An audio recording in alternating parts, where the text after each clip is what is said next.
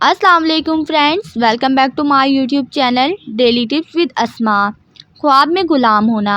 اگر کوئی شخص خواب میں دیکھتا ہے کہ قبضے میں غلام بن گیا ہے تو اس کا مطلب ہے دشمن اس پر غالب آئے گا اور وہ مغلوب ہوگا۔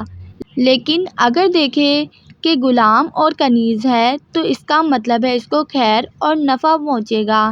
لیکن اگر کوئی شخص خواب میں دیکھتا ہے کہ کافروں کے قبضے میں ہے یا اس نے خریدا ہے تو اس کی تعبیر بہت بری ہے۔ لیکن اگر کوئی شخص خواب میں دیکھتا ہے کہ اس نے کوئی غلام فروخت کیا ہے تو اس کا مطلب نیک ہے۔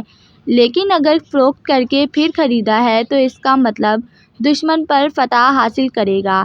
لیکن اگر کوئی شخص خواب میں دیکھتا ہے کہ اس کے قبضے میں سے کوئی غلام بھاگ گیا ہے، اگر غلام بھاگا ہے تو نیک ہونے کا دلیل ہے، اگر کنیز بھاگی ہے تو اس کی تعبیر بری ہے اور اس کو مال میں نقصان ہوگا۔